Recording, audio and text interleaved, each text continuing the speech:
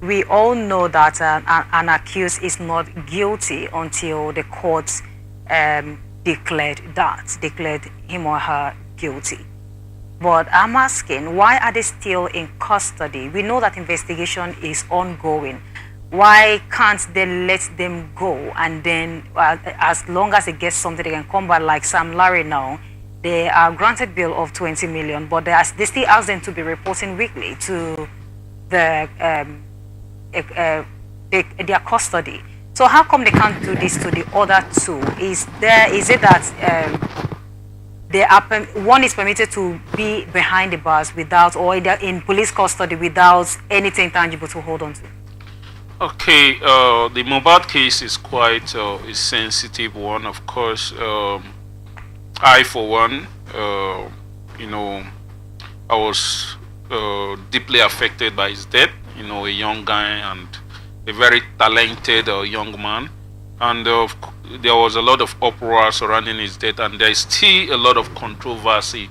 However, the police actually made, the Lagos State Command of the Nigerian Police actually made a lot of clarification during their last press release, concerning the link to his death.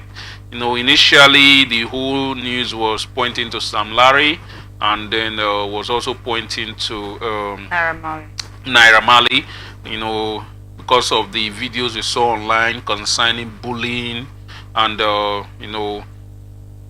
another kind of intimidation on the late singer. But from the police release, there is nothing directly linking the duo to his death. At the moment, there is nothing directly linking Naira Marley or Sam Larry to directly. It's not like he died as a result of the bullying or he was beaten. If the death occurred after the scene where they beat him up. There are different videos where he was beaten up, but none of that actually led to his death. The particular incident that actually relates direct, it's not like Sam Larry and Naira Marley doesn't have any case. They don't have any case to answer. They actually have a case to answer on the issue of bullying and the harassment and all of that. They have a case to answer. But concerning the direct cause of death, there are incidents that led directly to his death, which according to the police press release, it all started with the disagreement he had with his friend, after a performance in Lagos, I think a Kurudu thereabout, and then I think he hit his hand, in the course of, maybe it led to a physical this thing, and then he hit his hand somewhere and sustained an injury. And after that, he didn't treat it in time.